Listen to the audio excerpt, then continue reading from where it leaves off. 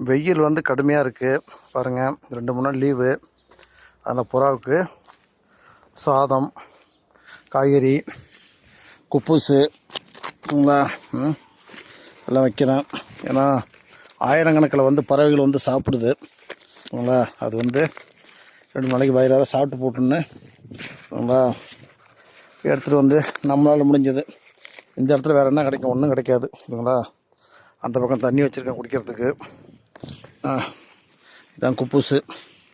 இவ்வளவும் இந்த பறவைகளுக்கு உணவாக அளிக்கப்படுகிறது நமது சார்பாக.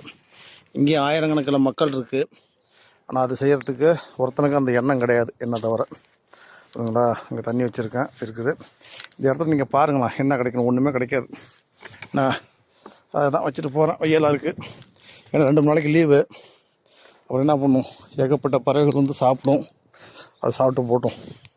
என்ன மனுஷனுக்கு செஞ்சு என்ன புண்ணியம்?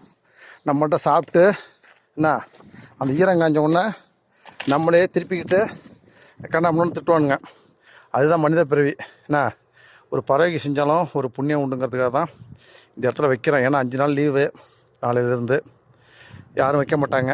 திருப்பி நான் என்னைக்கு இங்கே வரணும் அன்னைக்கு நான் தான் அதை கொண்டு வந்து இங்கே வைப்பேன். மற்றபடி யாரும் இங்கே வைக்கிறது கிடையாது. ஓகே.